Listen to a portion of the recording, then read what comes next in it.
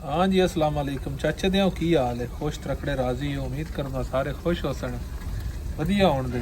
आ गया जनाब नई वीडियो लैके अज दा व्लॉग नाले कमेंट आई जिन्हें ने ना स्पैशली मैसेज किया ही। मैं आख्या सुबह इंशाल्लाह इहदे बारे मैं सारा कुछ दसा दा। एक बंदा होर भी नाल है तो असी पका रहे हैं चावल।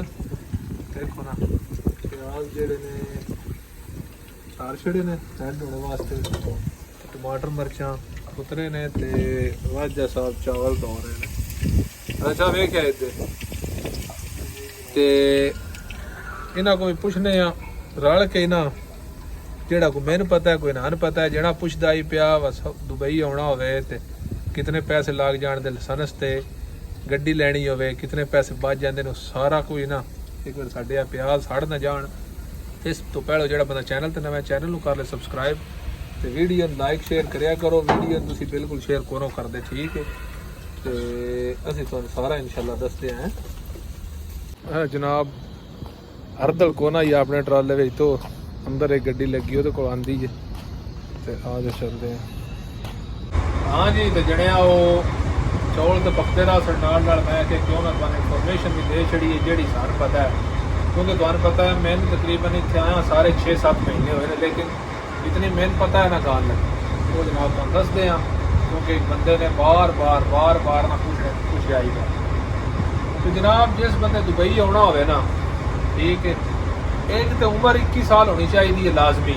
21 तो थले वीज़ा नहीं लगता। जिस ड्राइवर का लैना हो सैक शाना सैक स्यारा मूमी, ठीक है, तो जिन पाकिस्तान वड्डा ड्राइवर आ जो ट्राले का ड्राइवर, ठीक है, तो वो वास्ते तकरीबन इत्थे का 9,000 रुपया 9,000 दिरहम पाकिस्तान बन गया 6-6.5 लाख, यानी 70-78 रुपये रेट है।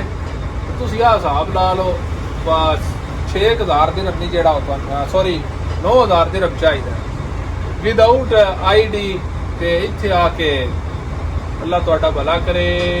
ID ते डॉक्टरी ते घटो घट भी 400-500 इत्थे भी लाग जाता है जी। ये 400-500 इत्थे तकरीबन 500 दिरहम तुसीं करो, यानी 9,500 दिरहम तुहानूं चाहिए अगामा बनने तक, ID बनने तक, ठीक है।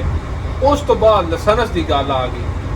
लाइसेंस के 2 तरीके ने, अगे मैं वीडियो चाड़ी है गोल्डन चांस की भी तो दूजी भी। 2 तरीके, एक तरीका है भाई बंदा ड्राइवर है तो खुद लै ले, ठीक है। 2 तरीके ने लाइसेंस के। एक जनाब जो तुम आप ट्राई दे सकते हो वो एक ठेका है। ठेके तो तकरीबन आज 26 तारीख है, इंज ना आख्या भाई 26 तारीख तो 10वां महीना तो 2023 ये अज की ना दिहाड़िया की गल है। 12-12.5 का ठेका है जी, इतना ठेका पे चलता है, ठीक है। जे तुसी आप लै सकते हो तो वो वास्ते तुहानूं 40 क्लासां लैनियां पौणियां ने, 40, ठीक है। यानी तकरीबन 3.5-4,500 पहली ट्राई थोड़ी बन जाता है। 4,500 पहली ट्राई थोड़ी बन जाता है। जो तुम पहली ट्राई ले लेंदे हो तो 4,500 तुहाडा लाइसेंस ते खर्चा। नॉर्मल पैर जमा कराओ, आवाज समझ नहीं आती तुहाडे। नॉर्मल जमा कराओ तो 7,000 रुपया फिर भी लाग जाता है।